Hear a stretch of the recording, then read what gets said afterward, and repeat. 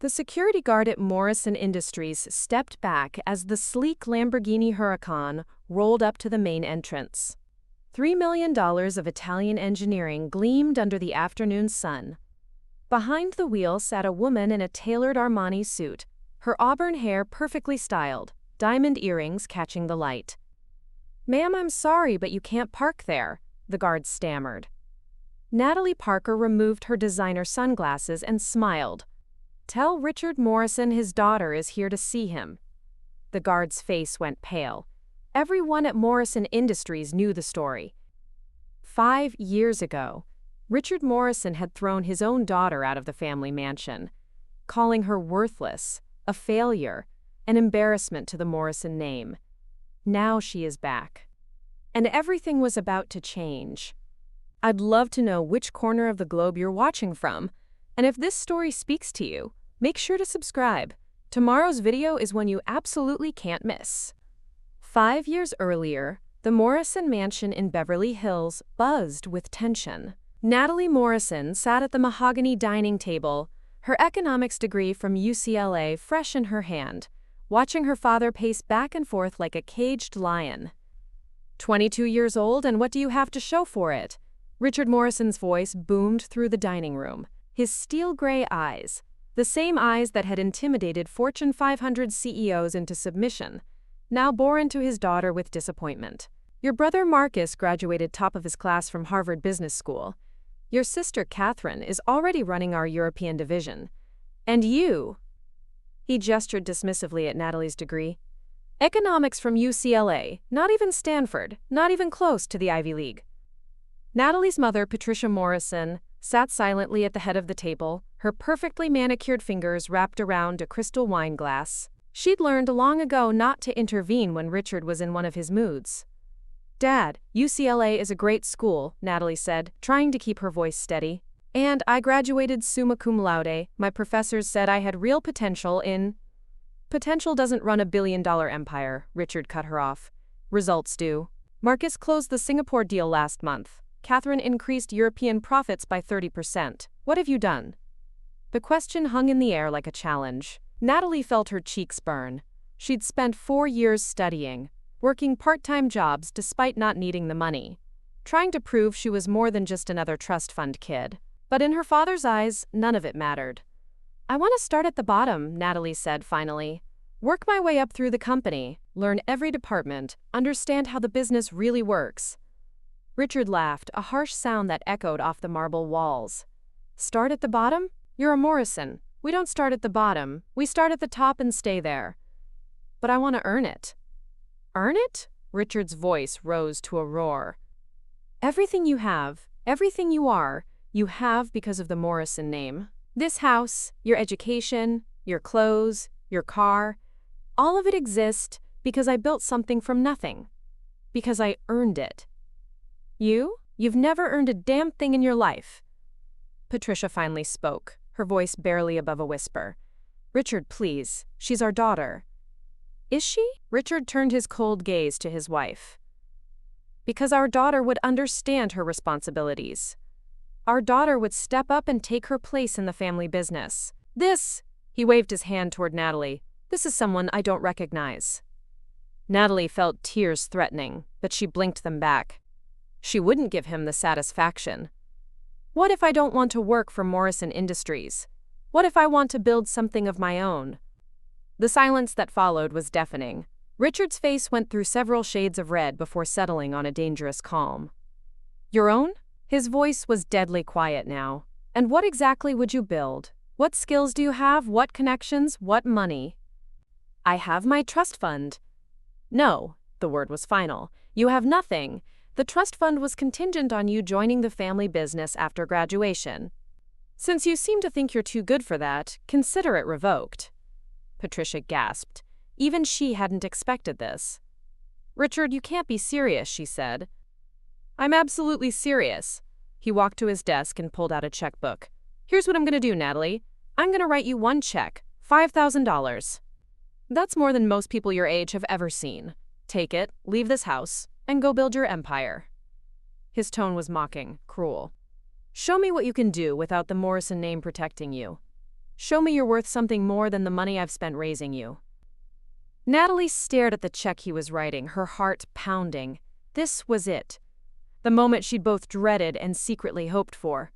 A chance to prove herself, to step out of her father's shadow, but also the moment she lost everything she'd ever known. "And if I refuse?" she asked. "Then you go upstairs, you pack your things, and you leave anyway, but without the 5,000. Richard ripped the check from the book and placed it on the table between them. "Your choice." The mansion felt suffocating. 22 years of family dinners, Christmas mornings, birthday parties, all of it suddenly felt hollow. Natalie looked around the dining room where she'd done homework as a child, where she'd announced her acceptance to UCLA, where she dreamed of someday bringing her own children for Sunday dinner. "You really think I'm worthless?" she asked, her voice breaking slightly. Richard's expression didn't soften. "I think you're untested. I think you've lived in a bubble your entire life and you have no idea what the real world is like. Prove me wrong, if you can." Marcus chose that moment to walk in, fresh from the golf course, his blonde hair perfectly styled, his polo shirt pristine.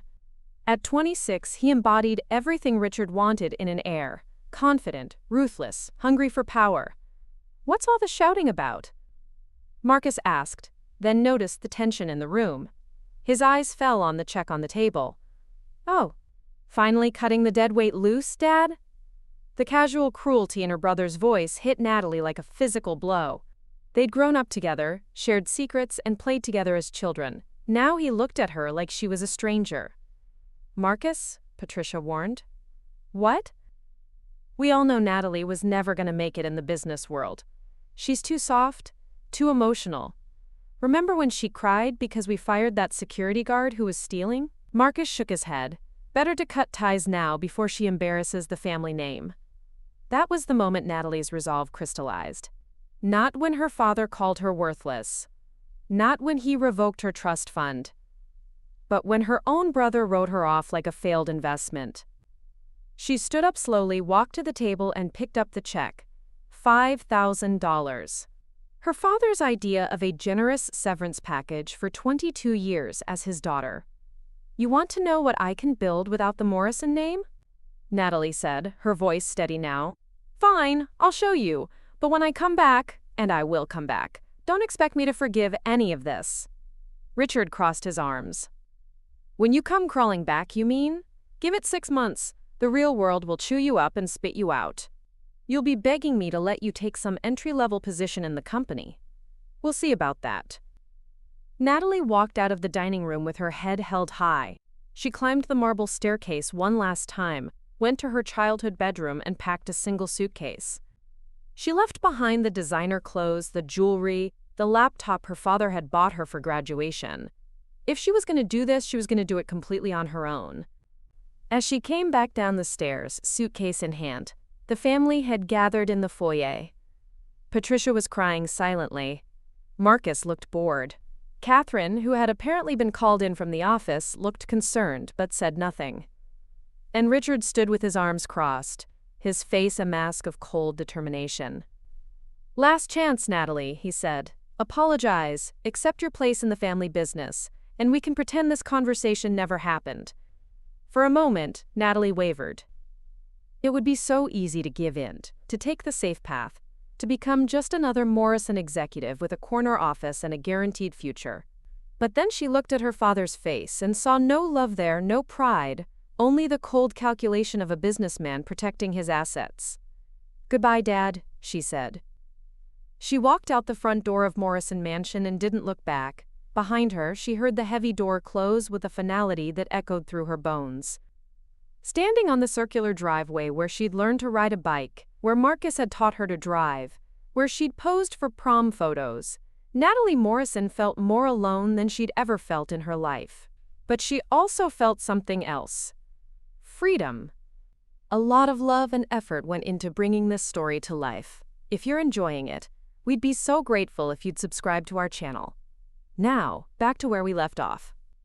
The late afternoon sun was setting over Beverly Hills, painting the sky in shades of gold and crimson. Natalie called a taxi on her phone, her own phone, thank God, not one of the family accounts, and waited at the edge of the property. As the taxi pulled up, she took one last look at the mansion that had been her prison as much as her home. Somewhere in there, the Morrison family was probably already discussing damage control, how to explain her absence at family functions, and how to maintain appearances. But Natalie wasn't thinking about appearances anymore. She was thinking about possibilities. The taxi driver, a middle-aged man with kind eyes, loaded her suitcase into the trunk. "Where to, miss?" he asked. Natalie looked at the check in her hand. $5,000. Her father's cruel joke, his way of proving she couldn't survive without him. She smiled for the first time all day. "Downtown," she said. "I need to find an apartment." As the taxi pulled away from Morrison Mansion, Natalie Morrison began planning her transformation. She didn't know it yet, but in 5 years, she would return to this same driveway in a $3 million Lamborghini, worth more than her father had ever believed possible. But first, she had to become someone completely new. Someone who deserved that Lamborghini. The studio apartment in downtown Los Angeles was smaller than Natalie's former walk-in closet.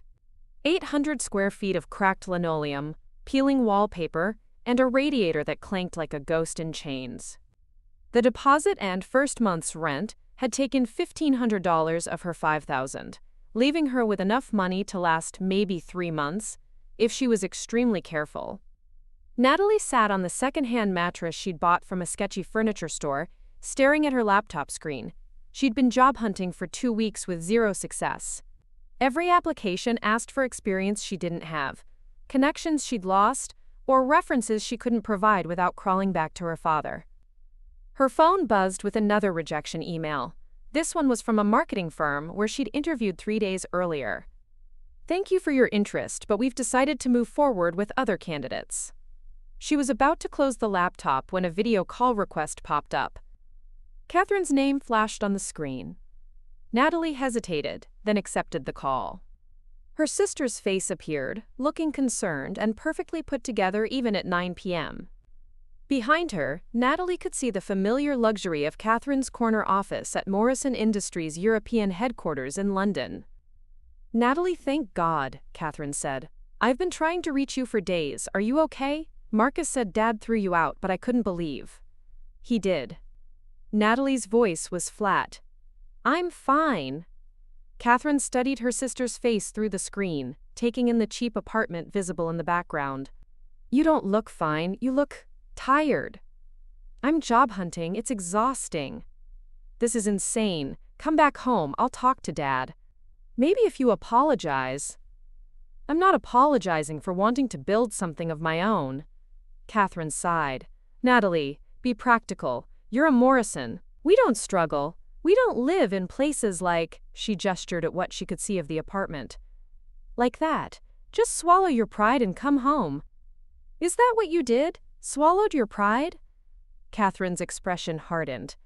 "I chose to be part of something bigger than myself. I chose family loyalty over ego. And look where it got you, running Dad's European operations while he takes all the credit. When was the last time you made a decision without asking his permission first?" The sisters stared at each other through the screen, 5,000 miles and a lifetime of different choices between them. "I'm trying to help you," Catherine said finally. "I don't need help, I need an opportunity." "Fine." Catherine's voice turned cold, echoing their father's tone. "But don't call us when this little adventure of yours falls apart." The call ended, leaving Natalie alone with the sound of her neighbor's television bleeding through the thin walls.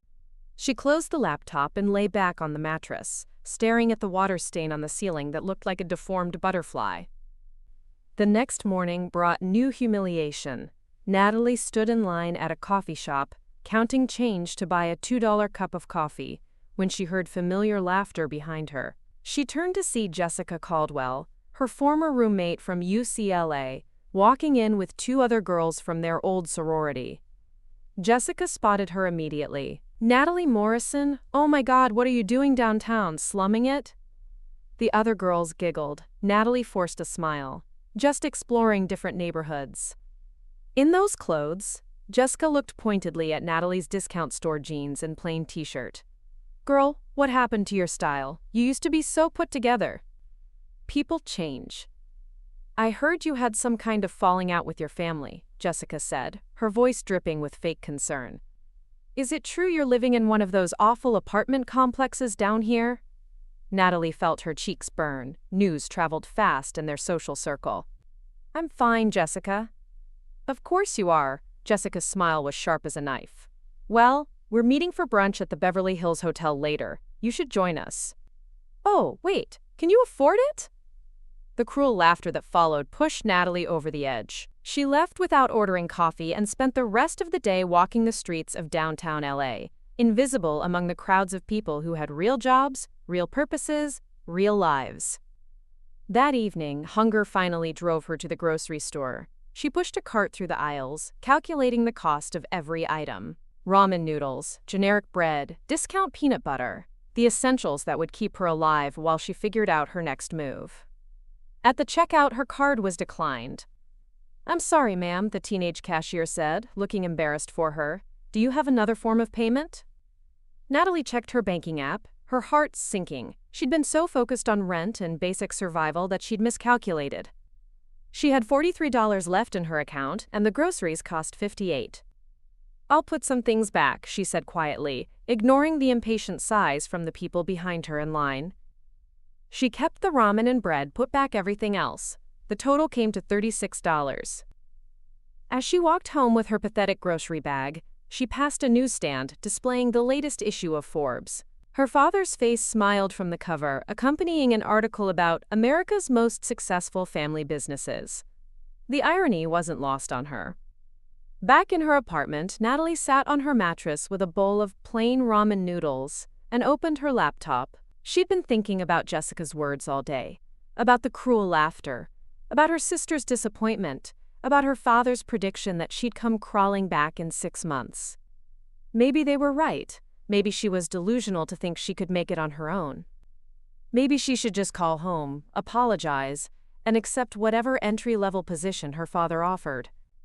She pulled up her father's contact information, her finger hovering over the call button. Then her laptop chimed with a new email, another rejection probably. She almost didn't open it. But this one was different. It was from a small tech startup called Innovate Solutions. And instead of a form rejection, it was a personal message from someone named David Chen, the company's founder. "Hi Natalie, I saw your resume on the job board and was impressed by your economics background and your interest in sustainable business models. I know you don't have traditional experience, but we're a startup, and we're looking for smart people who want to learn and grow with us. Would you be interested in an interview for a junior analyst position? The pay isn't great to start, $35,000 a year, but there's room for advancement if you're willing to work hard. Let me know if you're interested. Best, David." $35,000. It was less than what she used to spend on clothes in a year, but it was a chance, a real chance. Natalie typed back immediately, accepting the interview. 2 days later, she stood in front of a converted warehouse in the Arts District, smoothing down her one good blazer, the only piece of professional clothing she'd kept when she left home. Innovate Solutions occupied the second floor, a maze of open workspaces, exposed brick walls, and the kind of organized chaos that screamed startup. David Chen was younger than she'd expected, probably 30. With rumpled hair and the intense eyes of someone who'd been surviving on coffee and ambition for too long. "Thanks for coming in," he said, leading her to a small conference room. "I have to be honest. When I saw your background, I was curious.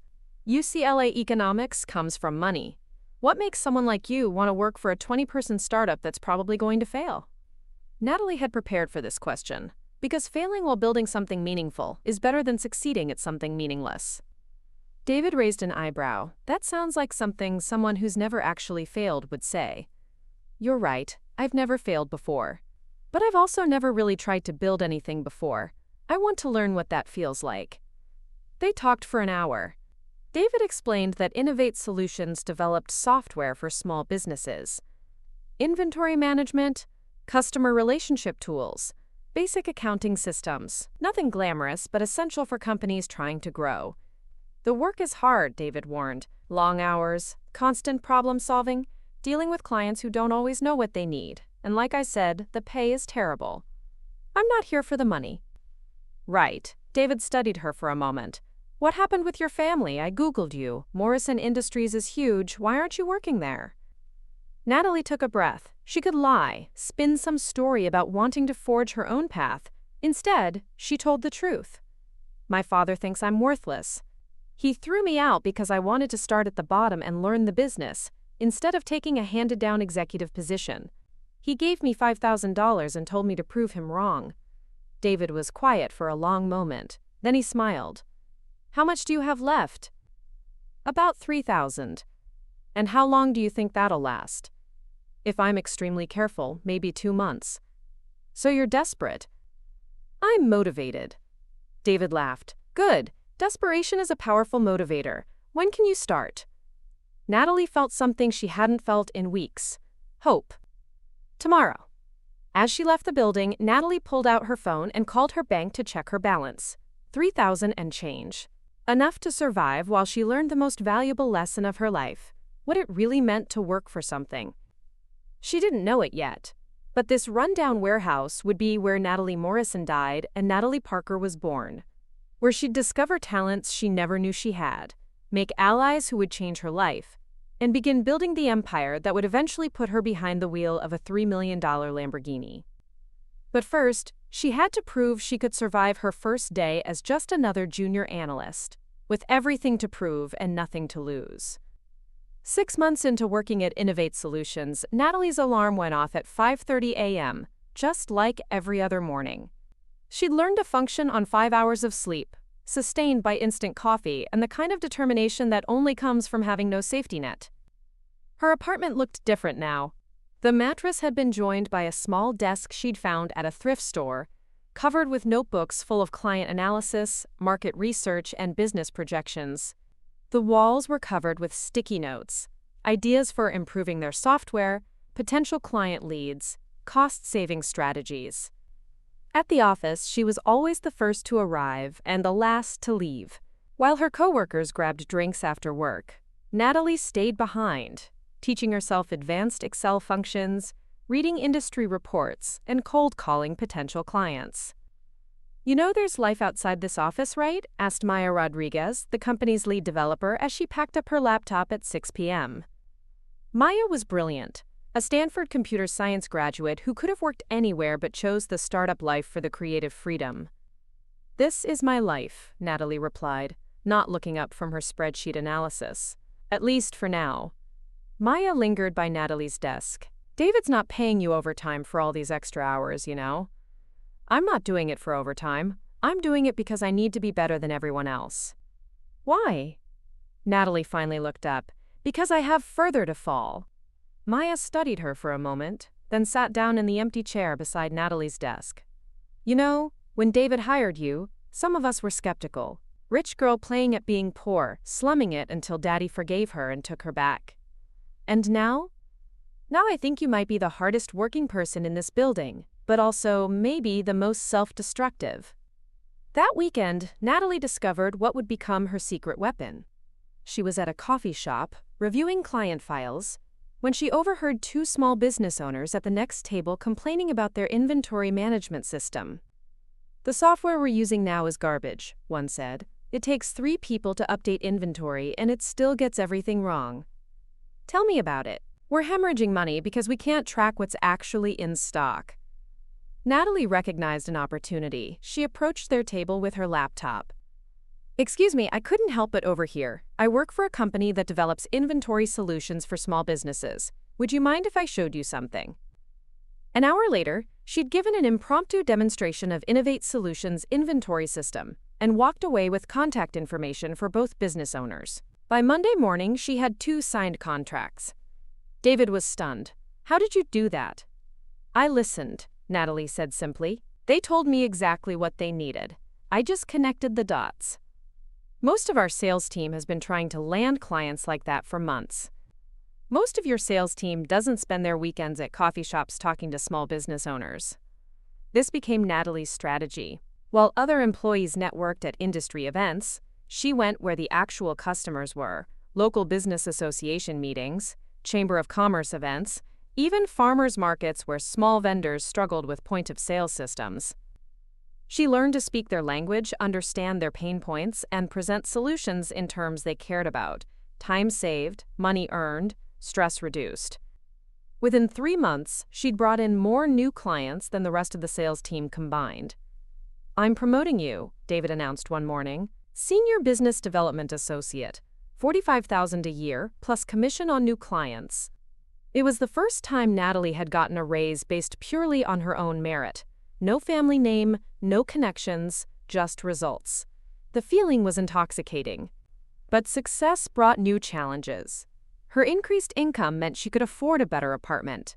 But she chose to stay in her studio and save every extra dollar. She had a plan forming in her mind, something bigger than just climbing the corporate ladder at someone else's company. Late nights at the office turned into strategy sessions with Maya, who had become her closest friend and unofficial mentor. Maya taught her the technical side of software development while Natalie shared her business insights. "You know what our biggest problem is?" Natalie said one evening, surrounded by empty pizza boxes and whiteboards covered with diagrams. "We're trying to be everything to everyone. Small businesses don't need comprehensive solutions. They need targeted tools that solve specific problems really well." Maya nodded. "Like what?" "Think about the restaurant owner I signed last week. She doesn't need a full enterprise system. She needs something that tracks inventory, manages suppliers, and predicts demand based on seasonal patterns. That's it." "That's actually brilliant. Focused solutions instead of one-size-fits-all." They worked until 3 a.m. that night, sketching out a new approach to their software architecture. The next morning, Natalie presented the concept to David. "This could revolutionize how we approach product development," David said after reviewing their proposal. "But it would mean completely restructuring our business model." "Sometimes revolution is necessary," Natalie replied. David was quiet for a long moment. "You know, when I started this company, I thought I was the visionary. But you're seeing things I never considered. Where is this coming from?"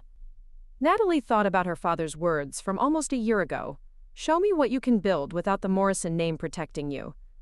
"Necessity," she said. "And maybe a little revenge." The restructuring took 6 months to implement, but the results were dramatic. Instead of trying to compete with major software companies on comprehensive solutions, Innovate Solutions became known for elegant, targeted tools that solved specific problems perfectly. Revenue doubled in the first quarter after the launch, then tripled. Natalie's commission checks grew larger, but more importantly, she was learning skills that no business school could have taught her. How to identify market gaps, how to build products customers actually wanted, how to scale operations efficiently. She also learned about the dark side of success. Competitors began taking notice, trying to poach their clients with aggressive pricing. Larger companies started developing similar focused solutions. The market they'd created was becoming crowded. "We need to stay ahead of the curve," Natalie told David during one of their weekly strategy meetings. "Being first to market gave us an advantage, but advantages don't last forever. What do you suggest?" "We need to think bigger. Instead of just developing software, we become a platform, a place where small businesses can access multiple focused solutions, all integrated seamlessly." David raised an eyebrow. "That sounds expensive and complex." "Everything worthwhile is expensive and complex. The question is whether we're willing to take the risk to stay relevant, or if we're content to be slowly overtaken by companies with more resources." That night, Natalie sat in her studio apartment, now transformed into a home office with multiple monitors, sophisticated analytical software, and a wall covered with business plans and market projections. She'd been at Innovate Solutions for 18 months, and she'd learned everything she could from the experience. She opened her laptop and began typing. Not a report for David or a proposal for clients, but a business plan for her own company. Everything she'd learned about identifying market opportunities, building products, managing teams, and scaling operations went into a comprehensive strategy for something bigger than Innovate Solutions could ever become. She called it Parker Dynamics. The name felt right. She'd kept Morrison as her legal name for practical reasons, but Parker felt like who she was becoming, someone who had earned her success rather than inherited it. Her phone buzzed with a text from an unknown number. "Heard you're making waves in the tech scene. Impressive for someone who is supposedly worthless. Marcus." Natalie smiled and deleted the message without responding. Let her brother fish for information. She had bigger things to focus on. She pulled up her banking app. Between her salary, commissions, and aggressive saving, she'd accumulated $68,000. Not enough to start a major company, but enough to begin the next phase of her plan. She opened a new document and started writing her resignation letter. Not because she was ungrateful to David and Innovate Solutions. They'd given her the foundation she needed, but because she'd learned everything they could teach her. Tomorrow, she would begin the process of becoming her father's competition, rather than just his disappointment. In Beverly Hills, Richard Morrison was about to discover that throwing his daughter out hadn't made her disappear. It had made her dangerous. 2 years after leaving Innovate Solutions, Natalie Parker stood in the sleek conference room of Parker Dynamics headquarters in downtown Los Angeles, watching her team present quarterly results to potential investors. The numbers on the screen would have seemed impossible just 3 years ago. $2.3 million in revenue, 847% growth year over year, contracts with major retail chains across the West Coast. The restaurant management module alone has captured 23% of the California market, explained James Peterson, her chief technology officer, whom she'd poached from a Fortune 500 company with the promise of equity and creative freedom. "Our predictive analytics have helped clients reduce food waste by an average of 34%, while increasing profit margins by 18%. Natalie watched the faces of the 5 investors around the table. Silicon Valley venture capitalists who'd initially dismissed her as another privileged kid playing with daddy's money. That perception had changed quickly once they saw the numbers. "Miss Parker," said Rebecca Chen, partner at Nexus Capital, "your growth trajectory is impressive, but scalability concerns me. How do you plan to maintain this momentum as you expand nationally?" It was the question Natalie had been waiting for. She stood and clicked the next presentation slide. "By doing what larger companies can't," she said, "we stay close to our customers. Every Parker Dynamics solution is built from actual small business problems, not boardroom assumptions. While our competitors chase enterprise contracts, we're perfecting the art of making small businesses more efficient." She clicked again, showing a map of the United States with expansion targets highlighted. Phase 1. We're launching in Texas, Florida, and New York simultaneously. Not because they're the biggest markets, but because they have the most diverse small business ecosystems. What works for a food truck in Austin, a boutique in Miami, and a services company in Brooklyn will work anywhere. Thomas Wu from Meridian Ventures leaned forward. "That's an aggressive timeline. You'll need significant capital. We're seeking $12 million in Series A funding. But unlike most startups, we're not asking you to bet on potential. We're asking you to bet on proven results." After the investors left, Natalie retreated to her office, a glass-walled space that looked out over the open workspace, where her 43 employees worked with the focused intensity of people who believed in what they were building. Maya knocked on the door and entered without waiting for permission, a privilege earned through late nights and shared victories. "How do you think it went?" Maya asked, settling into the chair across from Natalie's desk. "Rebecca Chen wants to do due diligence on our client retention rates. Wu is concerned about competition from Microsoft and Google, standard VC concerns." "And?" Natalie smiled. "And they're going to fund us. All of them. The question is how much we're willing to give up." "What do you mean?" "Wu pulled me aside after the presentation. They're not just interested in $12 million. They want to discuss a $25 million Series A with an option for Series B in 18 months. Maya's eyes widened. $25 million? Natalie, that would make Parker Dynamics one of the most well-funded B2B startups in LA. It would also mean giving up more equity than I'd planned. But it would let us move faster than our competitors. Sometimes you have to risk more to win more. That evening, Natalie sat in her new apartment, a modern loft in the Arts District, walking distance from the office.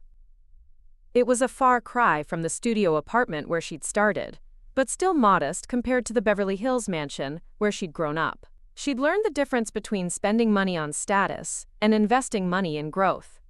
Her laptop chimed with an email notification. The sender made her stomach tighten. Patricia Morrison. Dearest Natalie, the message began.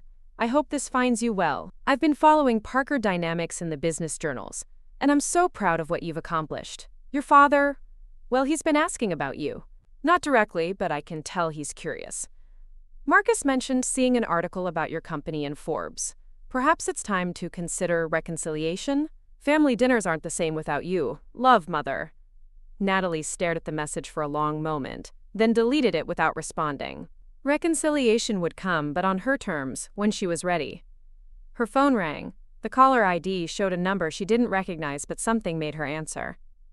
Is this Natalie Parker? The voice was unfamiliar, professional. Speaking. Ms. Parker, this is Amanda Richardson from Morrison Industries. I'm Mr. Morrison's executive assistant. He'd like to schedule a meeting with you. Natalie's heart rate spiked. After 3 years of silence, her father wanted to talk, but she kept her voice steady. I'm quite busy. What would this meeting be regarding? Mr. Morrison is exploring strategic partnerships with emerging technology companies. He's heard about Parker Dynamics' success and believes there might be synergies between our organizations.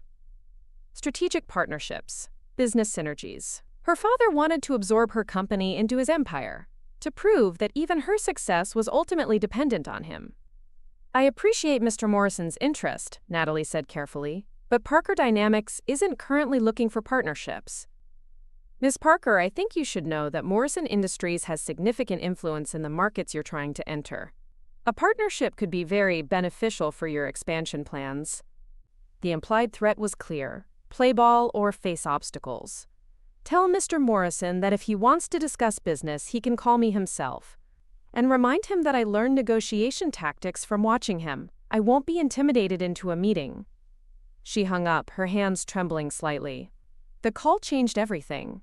Her father wasn't just curious about her success. He saw her as a potential threat that needed to be controlled or eliminated. The next morning brought news that confirmed her suspicions. 3 of Parker Dynamics' potential clients, regional restaurant chains that had been close to signing, suddenly canceled their meetings. When Natalie called to ask why, the responses were vague but telling. Budget concerns, strategic pivots, timing issues. This isn't coincidence, Maya said during their emergency team meeting. Someone with serious influence is blackballing us. My father, Natalie said simply. He's trying to force me to the negotiating table by cutting off our growth opportunities. James looked confused. Your father? I thought you said you came from a business family, but… Richard Morrison, Morrison Industries. The room went quiet. Everyone knew Morrison Industries, a multi-billion-dollar conglomerate with tentacles in dozens of industries. Holy shit, whispered Sarah Kim, their marketing director. Richard Morrison is your father, and he's sabotaging us? Apparently. Why would your own father? James began. Because he's not thinking like a father, he's thinking like a competitor who doesn't like being challenged. Maya leaned forward. So what do we do? Natalie stood and walked to the whiteboard, grabbing a marker. She wrote 2 words: go nuclear. If he wants to play hardball, we'll play hardball. But we're not going to fight on his terms, we're going to change the game entirely. She turned back to the team. James, I need you to accelerate development on the AI integration modules. Sarah, forget regional expansion.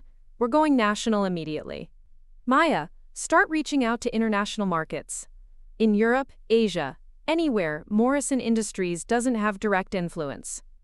Natalie, Maya said carefully, that's going to require way more capital than we have. And if your father is actively working against us, then we make ourselves too valuable to ignore. We become so successful, so visible, that trying to crush us would damage his reputation more than it would help him. She clicked to a new slide on her laptop, projecting a timeline onto the wall screen. In 6 months, Parker Dynamics will be operating in 15 countries.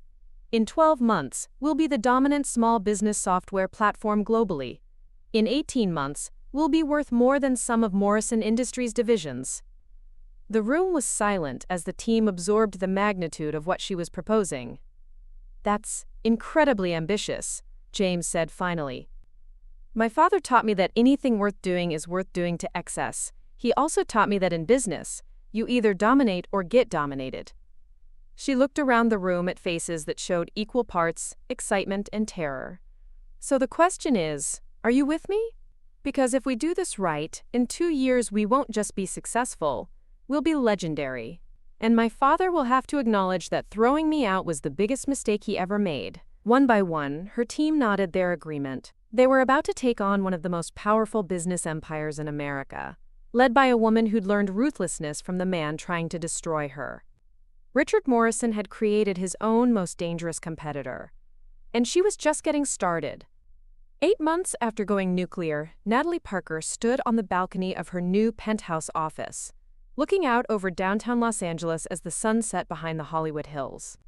Below her, the Parker Dynamics logo glowed from the side of their new headquarters, a 15-story glass tower that had become a symbol of Silicon Beach's rising prominence. The view was spectacular, but Natalie barely noticed it.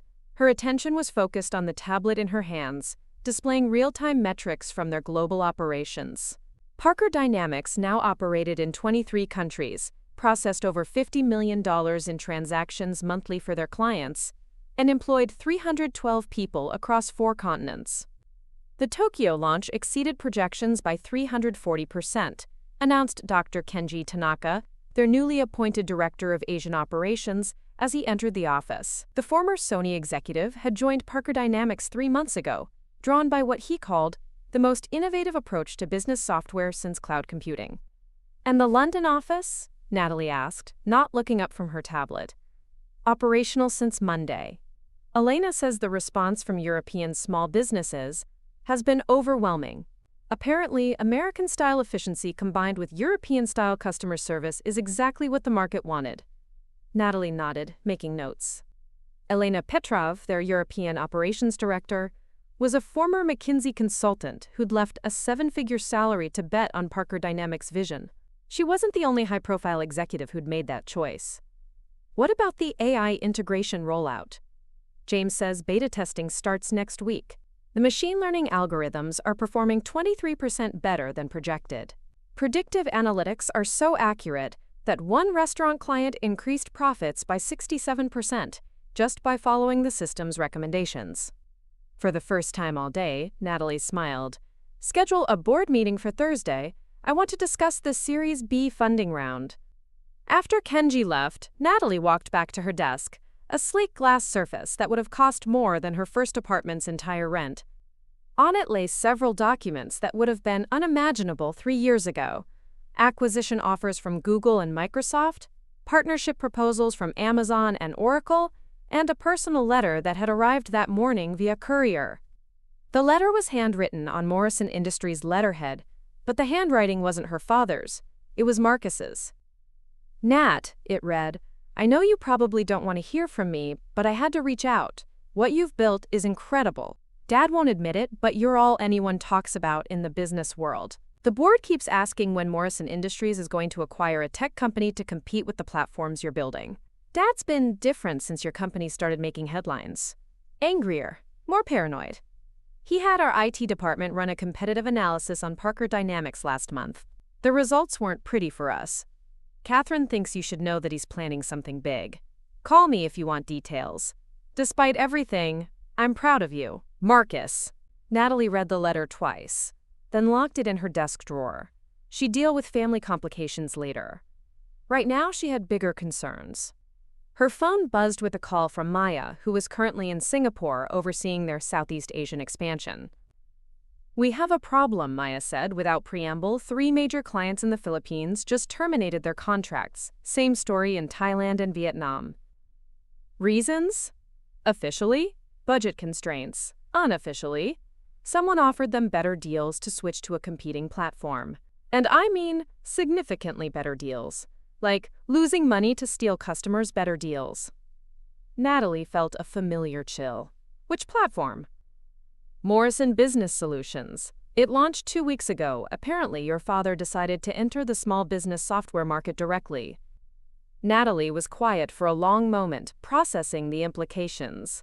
Her father wasn't just trying to sabotage her company anymore. He was building a direct competitor using Morrison Industries' massive resources. How aggressive are they at pricing? She asked. They're offering 2 years of service for what we charge for 6 months. There's no way they're making money. They're subsidizing losses to drive us out of business. Classic predatory pricing. Completely legal, completely ruthless, and potentially devastating if we don't respond correctly. What do we do? Natalie looked out at the city lights beginning to twinkle in the darkness. Somewhere in Beverly Hills, her father was probably in his study, planning her destruction with the same cold calculation he'd used to build his empire. "We do what he taught me to do," she said finally. "We don't just respond to his move, we make his move irrelevant." The next morning, Natalie called an emergency all-hands meeting. The main conference room in their headquarters wasn't big enough anymore, so they used the auditorium on the ground floor. 300 employees filled the seats, with another dozen joining via video link from international offices. "By now, you've all heard about Morrison Business Solutions," Natalie began, her voice carrying clearly through the room. "They're using classic monopoly tactics, subsidized pricing designed to eliminate competition rather than serve customers better." Murmurs rippled through the audience. Everyone knew the story of Natalie's family situation, and many had joined Parker Dynamics specifically because they believed in the underdog narrative. "Some of you might be worried about job security. Don't be. What I'm about to tell you will change everything." She clicked to her first slide, showing a simple logo, Parker Dynamics Global Platform. "For the past 6 months, we've been quietly developing something revolutionary, not just better software, but an entirely new way of thinking about business platforms." The next slide showed a complex diagram of interconnected services. Instead of competing on individual software products, we're creating an ecosystem. Every small business that joins our platform gets access to not just our software, but to each other. James Peterson, sitting in the front row, looked confused. "I don't understand. How is that different from what we're already doing?" "Because we're not just providing tools anymore. We're creating a network effect."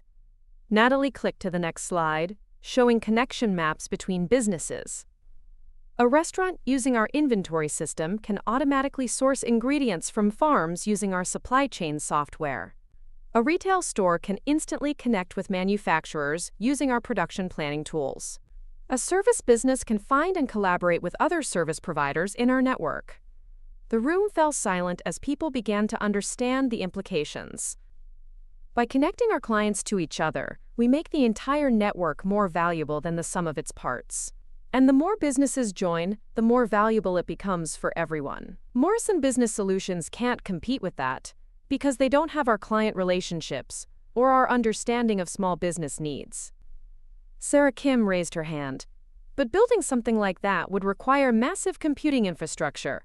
The development costs alone would be approximately $47 million, Natalie finished. "Which is why I'm announcing today that Parker Dynamics has closed a $60 million Series B funding round." The auditorium erupted.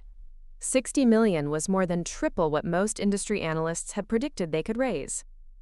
"Who?" someone called out.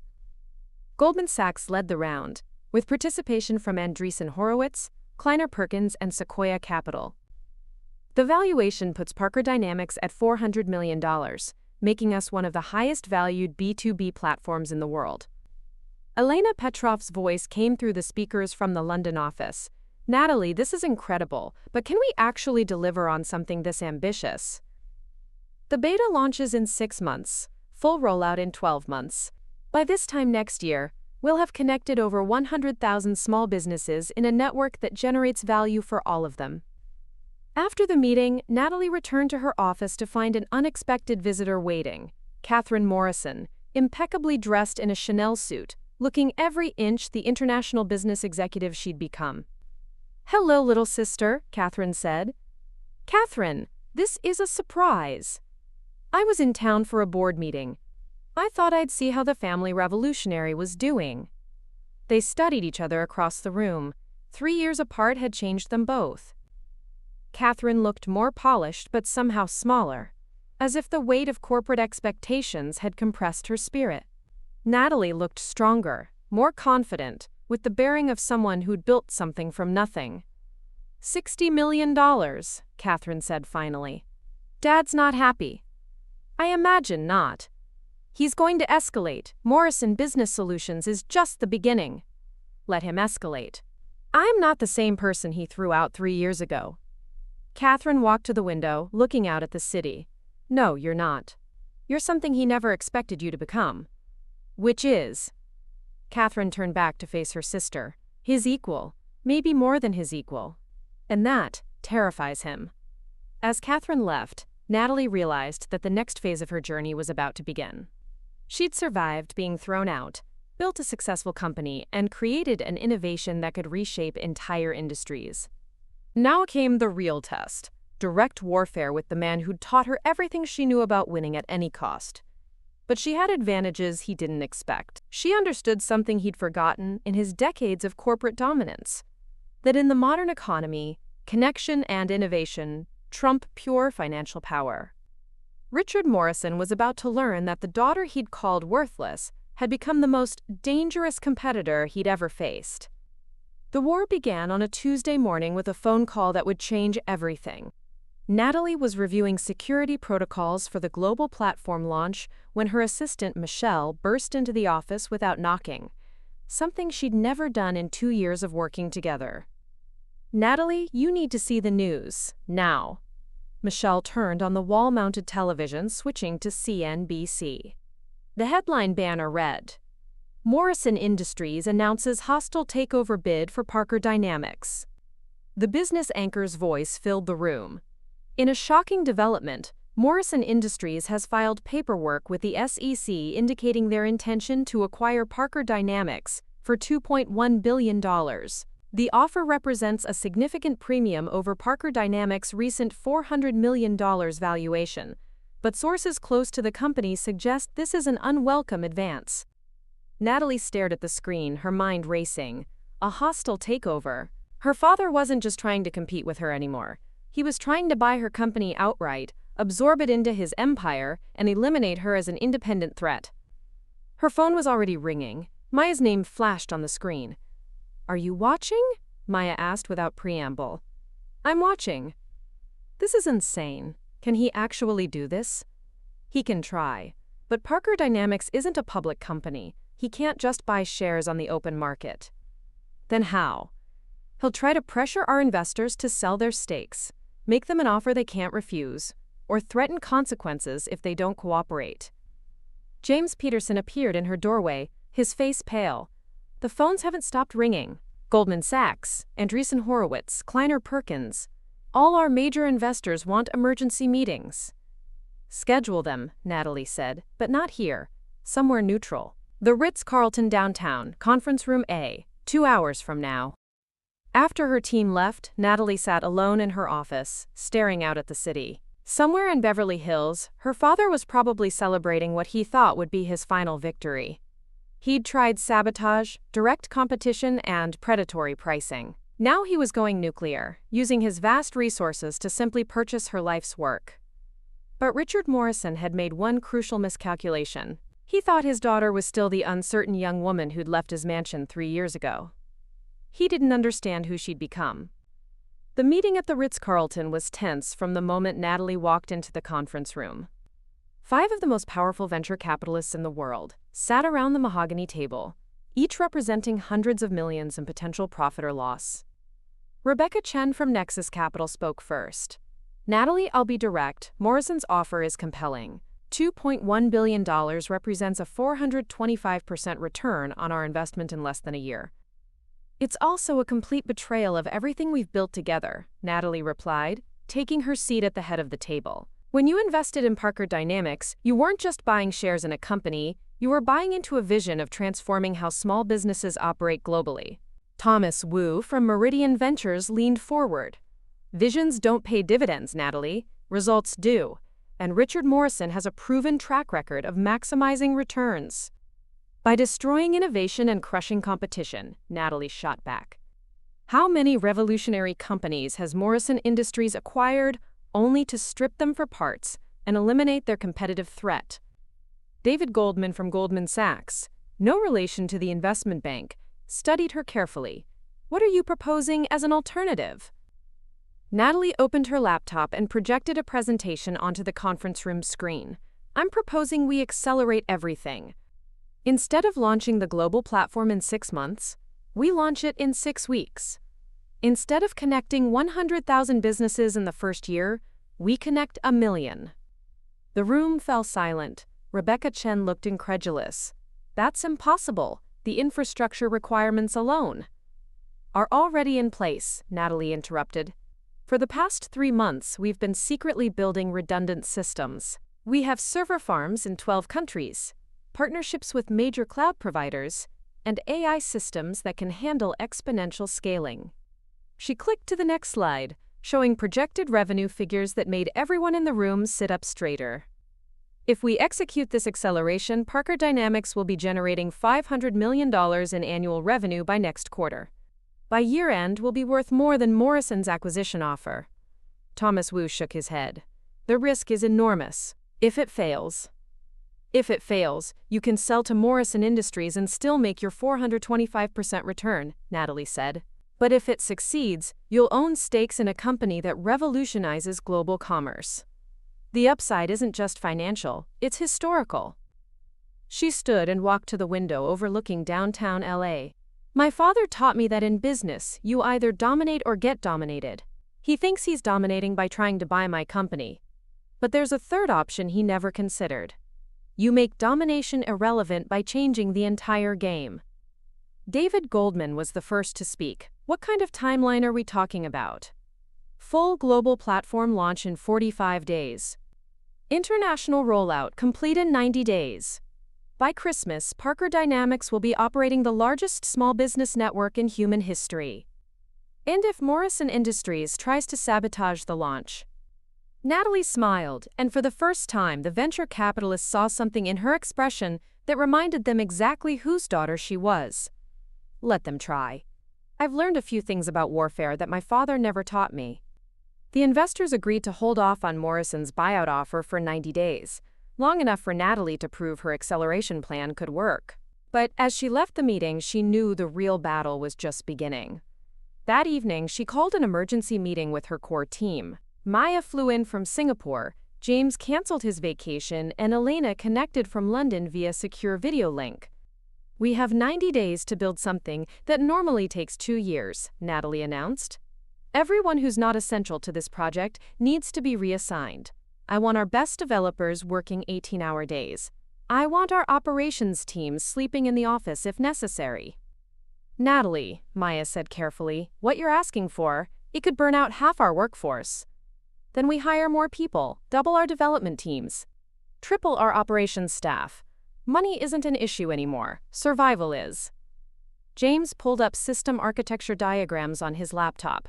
Even with unlimited resources, there are physical limits to how fast we can build and test systems of this complexity. Then we don't test everything, we launch with core functionality and iterate in real time.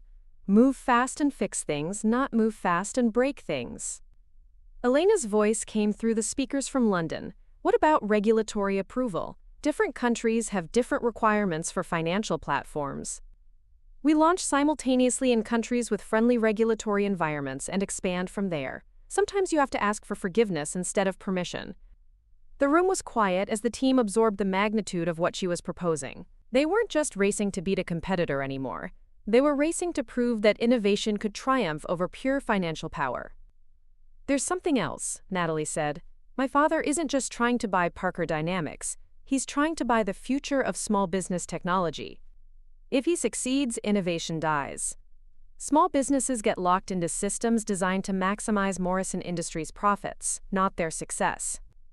She looked around the room at the faces of people who'd believed in her vision when it was just sketches on whiteboards and late-night conversations over pizza. We're not just building a company anymore, we're fighting for the principle that the best ideas should win, not the biggest bank accounts. Maya nodded slowly. So what do you need from us? Everything. The next 90 days will determine whether Parker Dynamics becomes a footnote in business history or the company that changed everything. As her team dispersed to begin the most intensive development sprint in corporate history, Natalie remained in the conference room, staring at the timeline they'd just committed to. 45 days to launch a platform that would connect millions of businesses globally. 90 days to prove that Richard Morrison's daughter had grown into something he never expected. She pulled out her phone and scrolled to her father's contact information. For the first time in 3 years, she pressed call. He answered on the second ring. Natalie. Hello, Dad. I heard about your acquisition offer. It's a generous offer, more than your company is worth, frankly. Actually, it's insulting.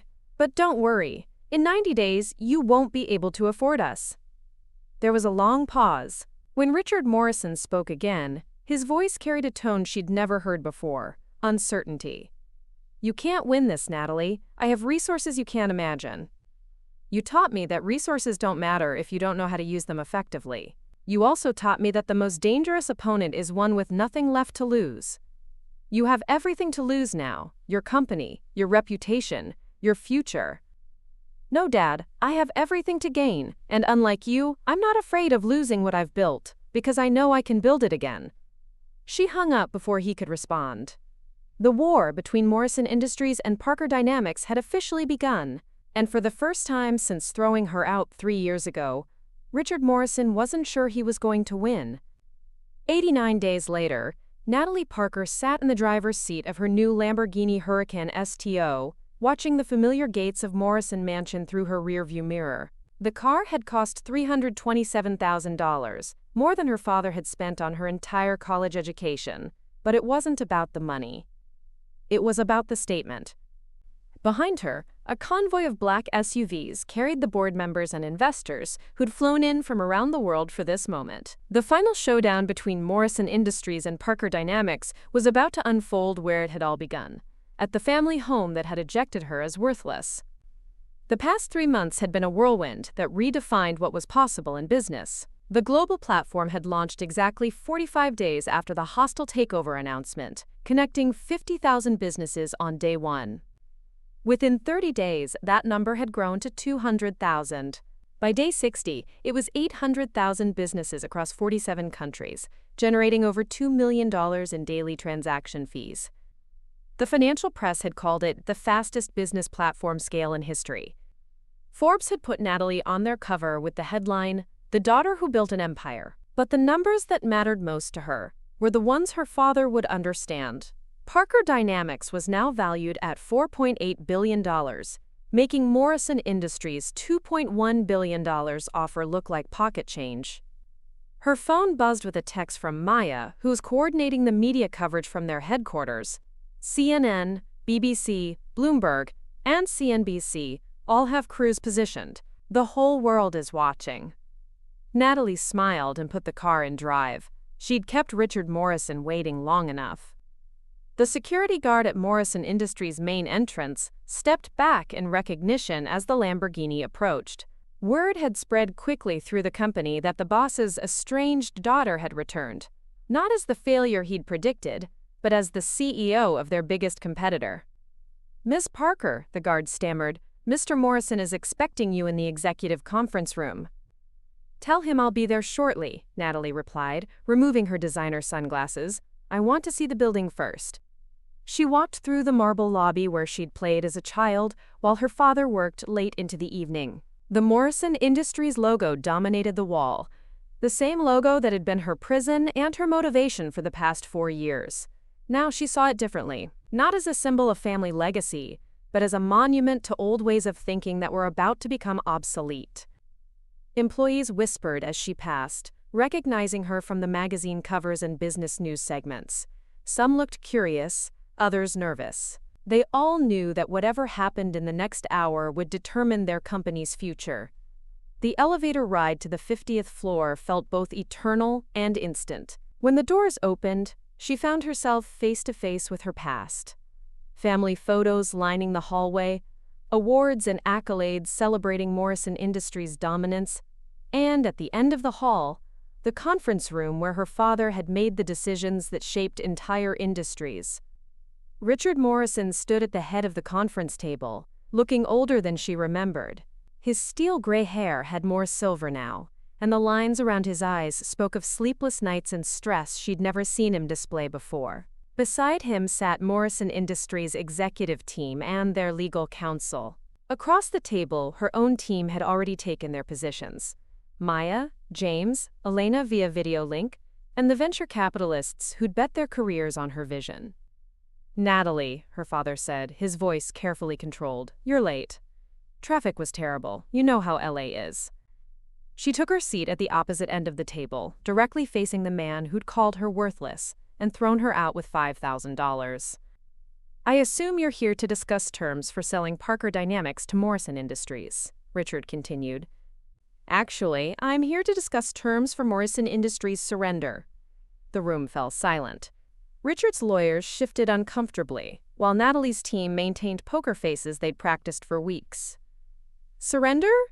Richard's voice carried a dangerous edge. "You're still just a child playing with borrowed money." Natalie opened her laptop and projected quarterly results onto the conference room screen. Parker Dynamics' global platform processed $847 million in transactions last quarter. Our net profit margin is 34%.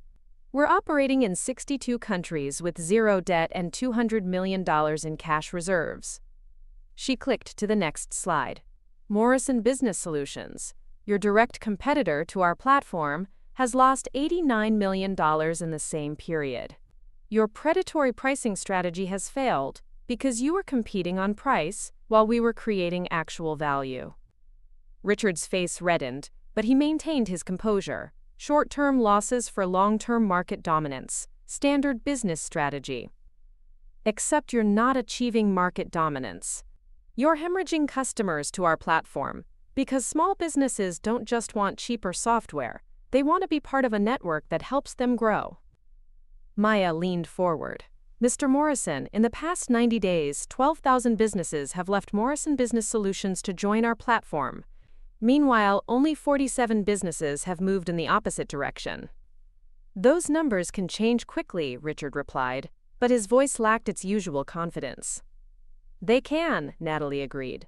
"Which brings me to why I'm really here." She clicked to a new slide showing a complex corporate structure diagram. "I'm not here to sell Parker Dynamics to Morrison Industries. I'm here to offer Morrison Industries the opportunity to become a subsidiary of Parker Dynamics." The explosion of voices around the table was immediate. Morrison's lawyers began talking over each other while her father's face went through several shades of red. "That's absurd," Richard shouted above the noise. "Morrison Industries is a 100-year-old company with $40 billion in annual revenue. And Parker Dynamics is a 4-year-old company that's growing at 300% annually while Morrison Industries is growing at 3%, Natalie replied calmly. "In the technology economy, growth trumps size, always." She stood and walked to the window overlooking downtown Los Angeles, the same view she'd dreamed of having when she was living in that tiny studio apartment. "The business world is changing, Dad. The companies that win in the next decade won't be the ones with the most money or the longest history. They'll be the ones that understand how to connect people, create value, and adapt faster than their competitors can copy them." Richard stood as well, his hands clenched into fists. "You think you can just waltz back here and take over everything I've built?" "I don't want to take over what you've built. I want to show you what I've built." She turned back to face him. "Parker Dynamics isn't just competing with Morrison Industries anymore. We're making Morrison Industries irrelevant. You're still my daughter, whether you changed your name or not. You exist because of me." "No," Natalie said quietly, "I exist in spite of you. The daughter you threw out for being worthless built something you could never imagine, and I did it using lessons you never meant to teach me." "Which lessons?" "That family loyalty means nothing if it doesn't go both directions. That respect has to be earned, not demanded. And that sometimes the best way to honor your family is to prove them wrong." She walked back to her seat and pulled out a folder of documents. "Here's my formal offer. Morrison Industries becomes a wholly owned subsidiary of Parker Dynamics. Your shareholders receive a 40% premium on current stock value. Your employees keep their jobs, but report to my management structure. And you," she looked directly at her father, "you get to watch your daughter run the empire you always wanted her to be part of." Richard stared at the documents without touching them. "And if I refuse?" "Then Parker Dynamics continues growing at our current rate. In 18 months, we'll be worth more than Morrison Industries. In 3 years, we'll have absorbed most of your market share.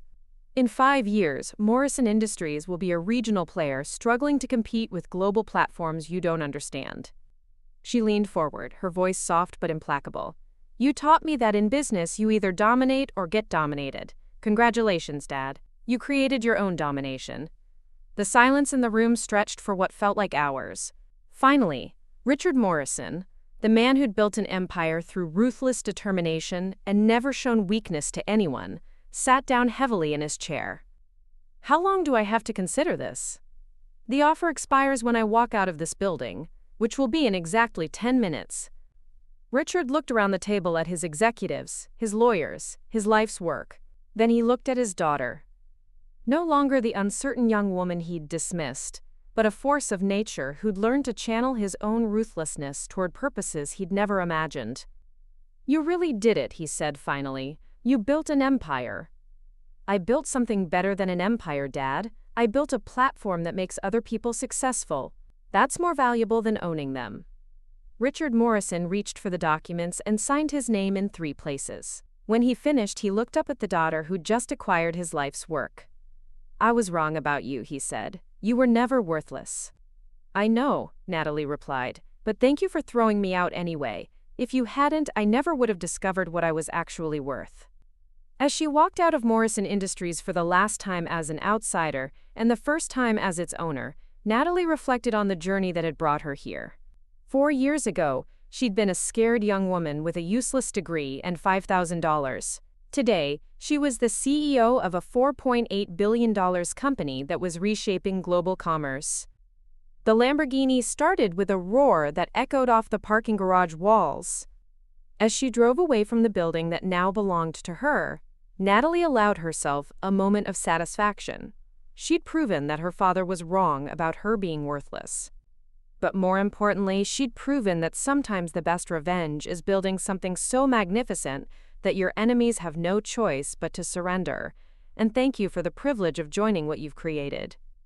The girl who'd left with nothing had returned with everything, and she was just getting started. Looking for more? We've got 2 amazing stories ready for you right on screen. If this one touched you, these are absolutely worth your time. Click to watch them now. And hey, subscribe and hit that bell to never miss our latest uploads.